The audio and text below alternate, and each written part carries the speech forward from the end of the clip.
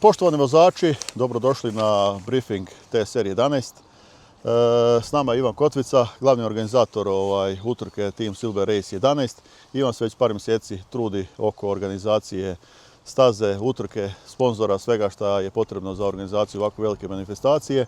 Ivan je dobrodošao u ovaj briefing. Možeš se predstaviti za vozače koji ti ne znaju tko si? Dobro večer, ja sam Ivan Kotvica, živim u Otočcu, inženjer sam cestovnog prometa. Evo, ovu godinu organiziram 11. izdanje Team Silver Race, a to je memorijalna utrka. Sve ide po planu? Sve ide po planu, evo već 6 mjeseci sam u šumi svaki dan. Svaka čast. Od jutra do sutra. Svaka čast. Ajmo krenuti ovako. Možemo krenuti s rasporedom? Možemo. Raspored znači kreće od petka. Vozači koji dođu u petak na utrku između 19 i 20 sati mogu preuzeti svoje startne brojeve, je li tako? Mogu preuzeti svoje startne brojeve kod mjerne službe. Da smanjimo gužvu u subotu? Gužvu u subotu. Ok. Krećemo sa subotom, znači ujutro u subotu između 7:30 i 9 sati, je li tako? Po rasporedu. Ponovo znači vozači koji su pristigli u subotu, oni mogu preuzeti svoje startne brojeve, onaj paket koji preuzimaju na utrci, znači, jel? Tako je, znači mogu preuzeti svoje brojeve. Idu kod naše tehničke službe na pregled motocikla i kacige, slažu se u Park Ferme po klasama, po brojevima koji su dobili na prijavi i krećemo onda s briefingom i prvi... Važno je napomenuti, pardon što te prekidam, znači do 9:15 svi motori moraju biti u Park Ferme. Do 9:15 moraju svi motori biti u Park Fermeu, u 9:30 je briefing još jednom za sve vozače, kome nešto nije jasno, i u 10 sati kreće službeno prvi prolog koji će trajati ne znam koliko individualno. Koliko je dugačka staza prologa? Dugačka staza prologa je 20 km. 20 km. Tako bi će ono da se mogu dečki navoziti. Vozači znači nisu obavezni voziti prolog, a ako ne voze prolog startaju zadnji u nedjelju utrci, je tako? Tako, nisu obavezni, mogu voziti jedan prolog, mogu dva, mogu ni jedan, ako ne voze ni jedan startaju zadnji, nema nikakvih problema. Ako su prvi prolog odvozili loše, u drugom mogu popraviti vrijeme. Ako su prvi vozili bolje, a u drugom lošije, znači vredi im vrijeme iz prvog prologa. To je individualno od svakog vozača, eto, ko ima kakvu želju, tako da, eto.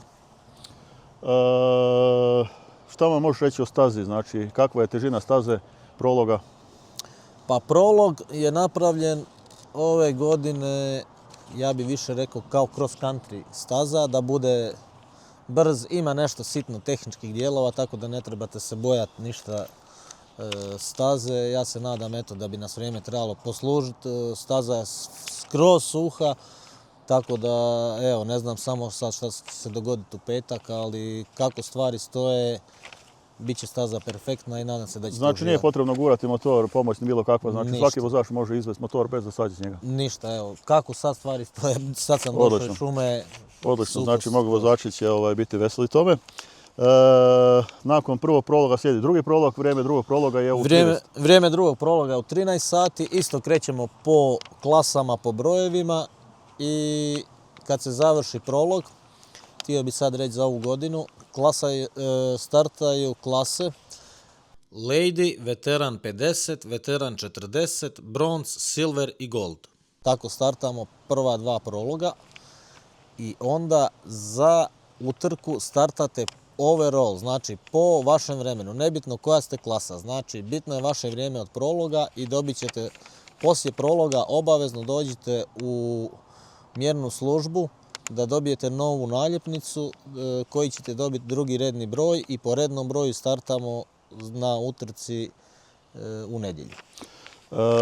Drugi prolog bi trebao završiti negdje između 15 i 16 sati. Zasjeda žiri. Žiri ovjerava pravovaljanost znači, svih rezultata koje mjerna služba odradi i onda se kače naljepnice na motor. To je mala naljepnica koja prekriva prvi broj, je tako? Tako je, to je mala naljepnica koja je vozio u Extreme Enduro Lici sad prije 2 tjedna na isti sistem. Molio bi sve vozača da ne skidaju onaj broj prvi koji su dobili, nego po ovom broju dobit će malu naljepnicu žutu koji će prilijepiti po svom broju. Prvom koji je dobio za start prvog prologa. Dobro. I s tim smo završili prvi dan. I s tim smo završili prvi dan. Tako. Drugi dan, znači još ako postoje neki vozači koji nisu preuzeli startni broj, taj broj mogu preuzeti do 8:30. U nedjelju znači mogu preuzeti do 8:30 broj. Ali moraju i do 8:30 staviti svoje motore u Park Fermé. Tako je, moraju staviti do 8:30 motore u Park Fermé i htio bi naglasiti, znači ti svi vozači koji su došli u nedjelju, oni startaju zadnji. Eto, tako da nemaju svoje vrijeme, po tome znači startaju zadnji.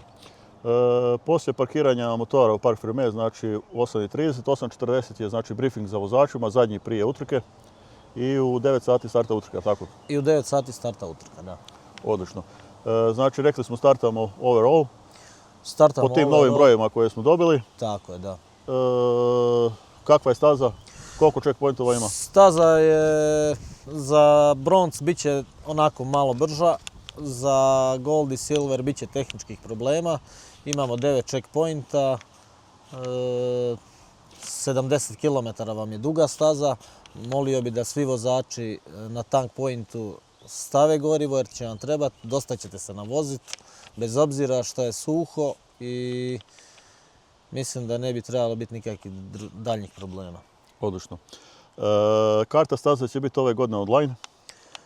Hoće, karta staze će biti online. Online i znači tu će biti checkpointovi gdje će, znači možete kliknuti na, ne znam, prvi checkpoint i kliknuti da vas karta vodi do tog checkpointa ako želite biti kao gledatelj na tog checkpointa. Tako je, znači svi gledatelji koji žele doći gledati neki ekstremni checkpoint, kliknut će samo na live na našu kartu i GPS vas vodi direktno na taj checkpoint. Ima li neka preporuka nekih dobrih pozicija?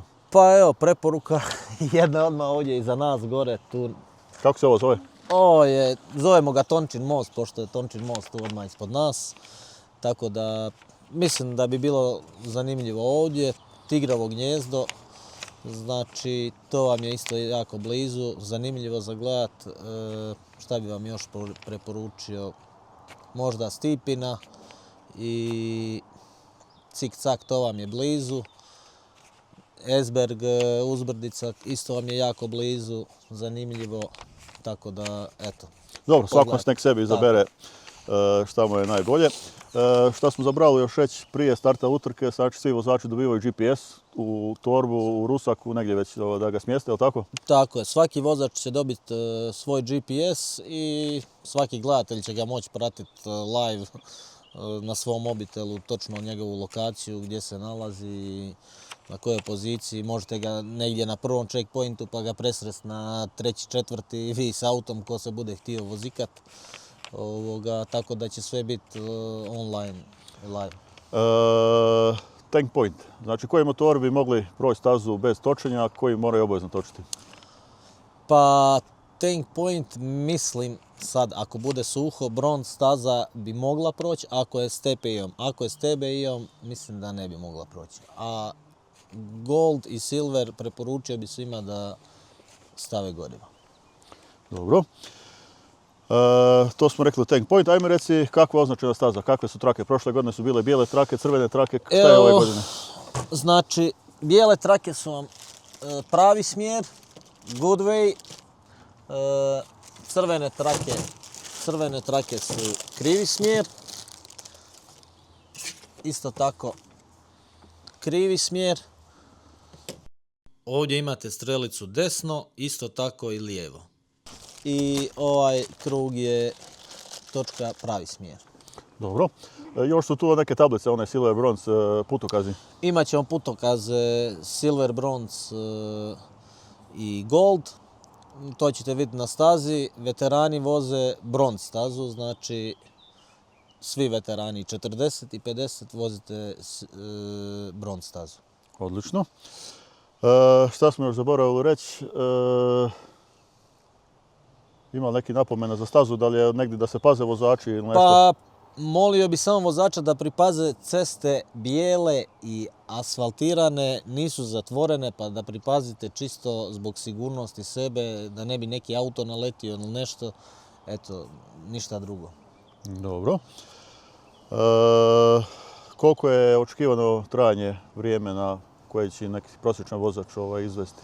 stazu? Pa, prosječan vozač trebao bi izvesti za neki 2,5 sata stazu. Tako da, evo, ove godine imamo i Lady klasu. Cure su se prijavile, pa vidit ćemo sad. Zato smo napravili malo lakšu stazu za bronz vozače. One isto voze bronz stazu, Lady klasa. I još bi napomenuo u subotu poslije prologa da svi donesu gorivo. Novost je znači da vozači u subotu donose gorivo u boks i to gorivo ih čeka u nedjelju na tank pointu, tako? Tako je, na tank pointu. Zato bi zamolio sve vozače da donesu u kantama nekim kojim ne treba im se vraćati, da u nedjelju ne moraju čekati te kante. Tako da molio bi sve da predaju gorivo u subotu. Ok. Ima li još nešto bitno u utrci? Pa još nešto bitno, evo, ne znam. Želim svima sreću i dobar rezultat. Dobro. Nakon završetka utrke zasjeda žiri, provjeravaju se rezultati, provjerava se da li je neko kratio stazu, da li je sve u redu sa GPS trakovima koje vozači voze u rusacima ili negdje na jakni ili na sebi, negdje na pojasu. I kreće proglašenje najboljih vozača nagrada, je li tako? Tako, kreće onda proglašenje pobjednika, dodjela nagrada i završetak naše organizacije Team Silver Race 11. Ništa, želimo vozačima svima sreću i vidimo se znači ili u petak ili u subotu, svakako u nedjelju. Eto, vidimo se i good luck.